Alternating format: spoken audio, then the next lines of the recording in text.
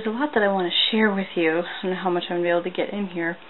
But I wanted to talk about what an empath is, and then bring that into what empathy is, and how us as individuals in the collective are being called to really be in this space of empathy now for our own situations, other situations, and the world, to bring this compassion and love into being in such deeper ways.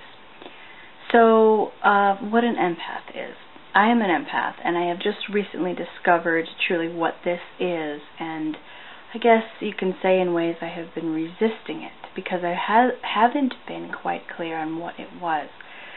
So an empath is one who really feels deeply other people's emotions, not only people that they are around in physical proximity, but they can be away from them, and not even in physical presence with them and feel emotions. Also, if there are events that goes on in the world, if there are other people that experience things away from them, an empath can feel that on deeper levels. Sometimes an empath can feel very depressed, can feel like they need to separate in ways from people to clear their energy. And at other times, what an empath can also experience is taking on someone else's emotions. And if it's not cleared, it can create illness within the body. So what's important is to breathe, to let that energy out, to be able to distinguish what you're feeling and what is other feelings that are coming in from another source. And when it is another source, or even if it's yours, it's just a matter of breathing and releasing that energy and not attaching to it. Because, sometimes, as I've shared often, when we can feel pain, we can start attaching to it, like, why am I feeling this? What's wrong with me? What's going on? And from the mind trying to figure that all out. And what then happens is us attaching to that and it becoming part of our story. So what we don't want to do is that. We want to just release it and just let it flow through like waves, not attaching to why it's even there. However, the more that you do this, the more you will become intuitive of being able to determine whose emotion that is, what's occurring, and how to release it. So what an empath can do by picking up on other people's emotions and feeling those emotions, we can help others to heal by switching that energy into love. If there's pain, if there's anger, anything, frustration, so forth, we can feel that, release it, breathe in and out, and make that energy into love for all, that person, us, and the world. Going back into what this can do for empathy for us all, what we need to do at this point is be able to see that these emotions are helping us to build compassion and love for ourselves, for others, and for the world. This then brings us into action to bring that compassion and love deeper into the world. So whenever there is an event, let's say, as a tragedy, something that could be considered tragic, which has happened recently, we can look at that and we can take that experience, the emotions that can be created as a result of the people within that event, and transform that energy back into love, and then take actions towards compassion and love for ourselves, those people, and the world. We always transform, we have an opportunity to transform those things and other energies into deeper love for us all.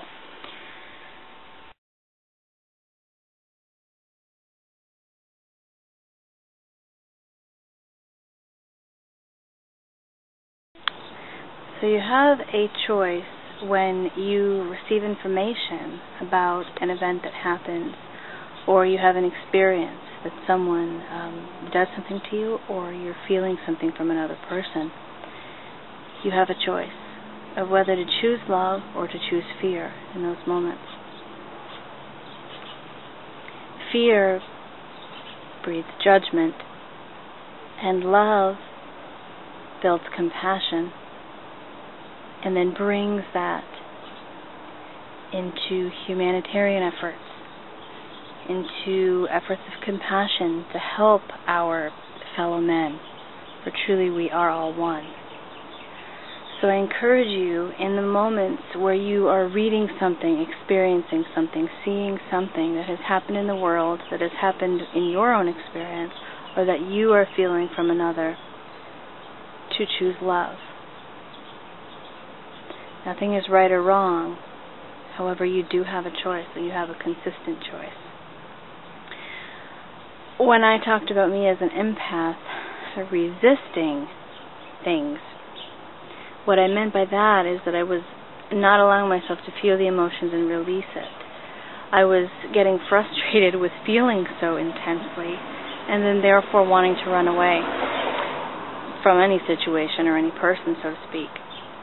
However, now I've come to understand that for my own well-being, I do need to have my own space, in addition to also sharing with others. But I'm no longer resisting the energies and the emotions I feel from others. There's a shielding that can occur of you putting light around you and not choosing to take in energy for your own well-being. But then there's also just like I said earlier, allowing it to flow through you, so that therefore you're not taking it into your body, you're not taking it into your energy field, and therefore bringing it into illness. You're breathing in and out, allowing that energy to be transformed and those emotions to be transformed into love for all. One thing that I've done is just breathing in and out, and writing LOVE with my fingers, and breathing in and breathing out that energy of love. That's something I do. If that works for you, that's something that you can do also.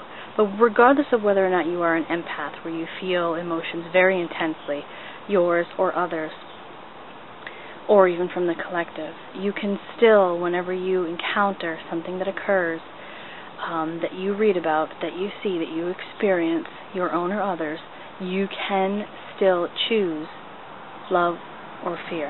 And I would encourage you to choose love, so that we can, as individuals in the collective, bring this deeper vibration of compassion into the world, bringing us all into this oneness of love, of union, and bringing us together. Therefore, we do need to release judgment in these times when tragic things come to our awareness.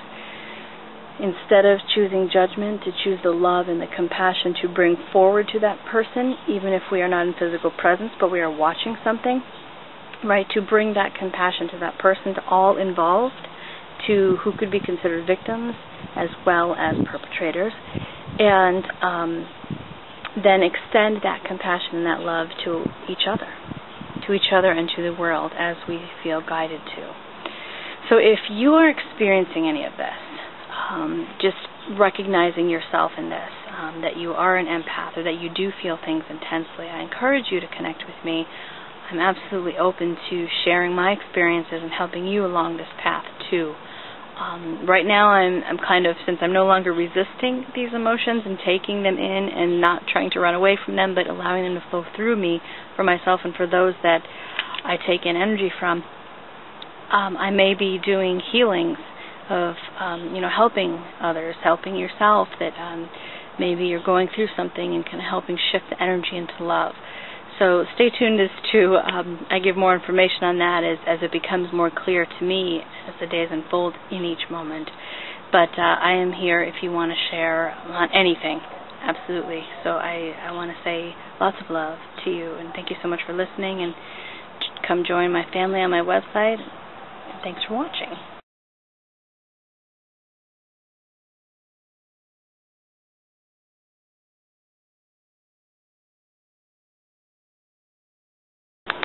There is another thing that a lot of empaths and people who feel things intensely love to do, myself included, is spend time in nature.